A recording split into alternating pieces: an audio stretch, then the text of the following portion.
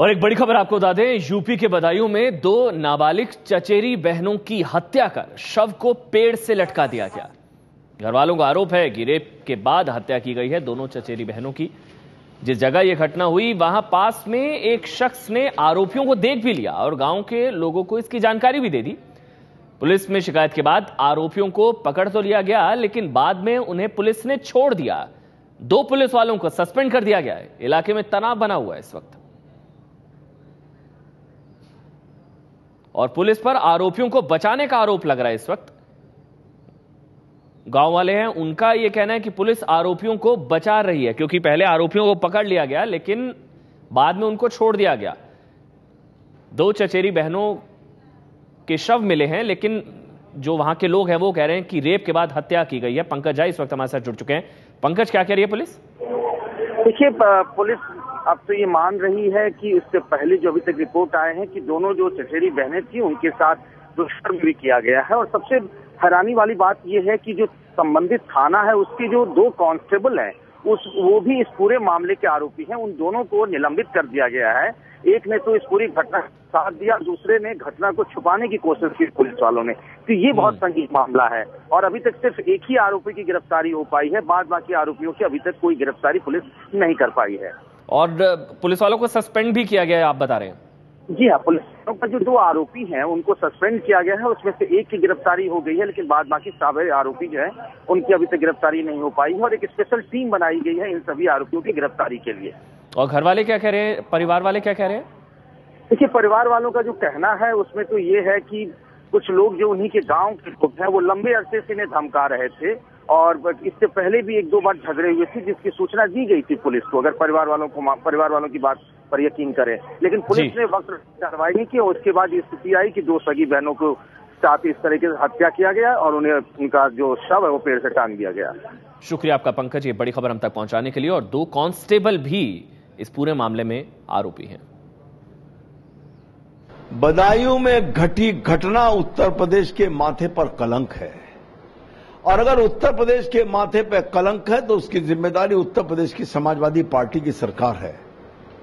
मैं स्पष्ट कहने में मुझे कोई संकोच नहीं कि जिस सरकार में बलात्कारी मंत्री रहा हो मनोज पारस, उस सरकार से बलात्कार में कानून व्यवस्था संभालेगी मुझे उम्मीद नहीं लगती है।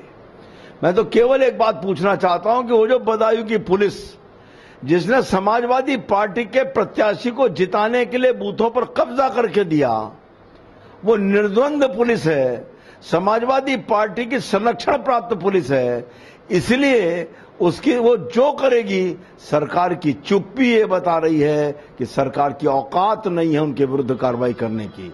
मेरी ये मांग है कि 24 घंटे में अगर मुख्यमंत्री में गैरत हो, मुख्यमंत्री के घर में मां, बहन, बहू, बेटियों का स्थान हो तो अपराधी भी गिरफ्तार होने चाहिए और कार्रवाई भी ऐसी होनी चाहिए कि नजीर बने और जो जिम्मेदार पुलिस अधिकारी हैं उनके विरुद्ध भी सख्त कार्रवाई करके वो नौकरी पर वापस ना आ सकें, ऐसी परिस्थिति पैदा करनी चाहिए। अगर लोगों के मन में, क्रिमिनल के मन में खौफ नहीं है तो लगता है कि ब्यूरोक्रेसी और पुलिस में कहीं ना कहीं कमी है और उनको डर नहीं लगता है पुलिस से कि अगर मैं पकड़ा जाऊंगा। तो मैं ये चाहती हूँ कि इस विमेंस कमीशन की ये जिम्मेदारी बनती है, इसमें हम टीम भेजेंगे। So motto immediately today we will be constituting one team. Of course, I'll be discussing with my chairperson and we'll take appropriate action to see that the accused जो लोग हैं उनको पकड़ा जाए और जल्द से जल्द उनको जो ये है पनिशमेंट भी, और वो जो पीड़ित लड़की है उनके फैमिलीज को एक बहुत ही मेंटल एंड इमोशनल सपोर्ट की जरूरत है। तो we are with them and police के साथ हम बहुत सख्ती से पेश आ जाएंगे। आज ही हमने यहाँ से अधिकारियों को, टीम को रवाना किया है बदायूं के लिए। ये सबसे दुख घटना है और हमने इससे गंभीर नोटिस लिया है और सबसे बड़ी बात यह है कि इसमें पुलिस अधिकारी और पुलिस के मुलाजिम इसमें शामिल हैं, उनके ऊपर आरोप लग रहे हैं। हमने कहा है कि फौरी तौर पे उन अधिकारियों को, उस पुलिस मुलाजिम जो भी इसमें शामिल हैं, उनको अरेस्ट करें। और क्योंकि ये पुलिस से जुड़ा हुआ मामला आ रहा है, सामने उनकी मिलीभगत आ रही है, 2 बेटियों को पहले रेप किया और वहां वृक्ष के ऊपर उनकी लाशों को मिलना, टांग दिया गया, ये एक घिनौना अपराध है। और मैं समझता हूं ये समाज के लिए बहुत ही दुखांत अपराध हुआ है। और हमने कहा है कि ये जो वहां के पुलिस के एसओ है उसको फौरी तौर पे हटाया जाए और जो भी अधिकारी या कर्मचारी इसमें शामिल हैं उनको अरेस्ट किया जाए।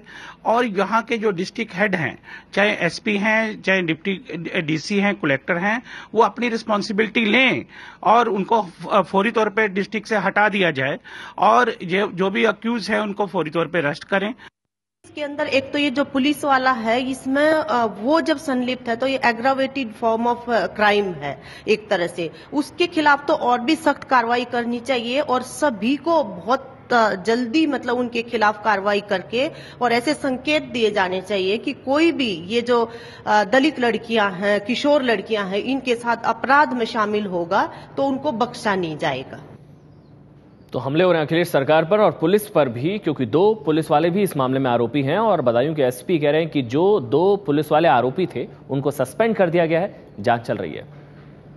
ये कटरा सादतगंज थाना शहद का मामला है जिसमें 2 बच्चियों के साथ में पेड़ पर उनकी लाश लटकी मिली। परिजन का ये शिकायत है कि पहले उन्होंने चौकी पर शिकायत करी और जो चौकी पर कांस्टेबल थे और जो बाकी फोर्स थी उन्होंने ठीक से रिस्पॉन्स नहीं दिया। सुबह उनकी डेड बॉडी एक पेड़ पर लटकी मिली। परिजन की शिकायत पर उसमें उचित धारा में मुकदमा दर्ज हो गया है। उनको आशंका है कि उनके साथ में रेप की गई है और उनकी हत्या की गई है। उसमें 5 लोग नेम्ड हैं, 2 उसमें कांस्टेबल भी हैं। पंचनामा की और पीएम की कार्रवाई हो रही है। कुछ लोगों की इसमें गिरफ्तारी भी हो गई है।